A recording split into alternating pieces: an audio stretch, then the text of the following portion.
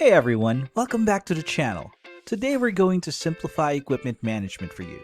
We'll show you how to transfer bulk equipment between locations in Visp. It's super easy.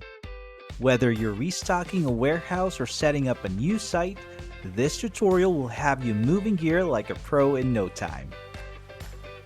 Let's start by going to the left sidebar and clicking on IRM. From there, head over to Infrastructure Locations.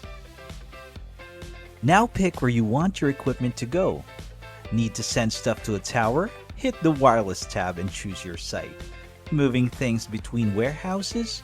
The Warehouses tab is your friend. In our example today, we're sending the equipment from a warehouse to a tower, so we'll select the tower first.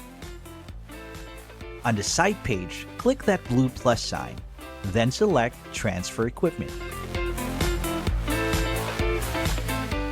A new window will pop up. The destination you chose earlier is already there in the To Location field. Now use the drop-down in that same field to pick the exact sublocation or sector where you want the equipment to go. This is important for keeping things organized, especially with access points and point-to-point devices. Next, in the From Location field, tell the system where you're taking the equipment from. You can even type keywords in the filter. Once you've got everything checked off, hit save, and you're done. To double check, go to the Site Equipment drop-down on the Destination Site page.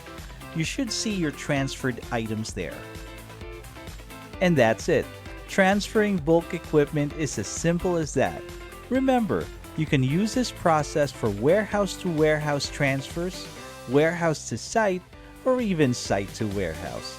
If you run into any trouble, don't hesitate to reach out to your client success team.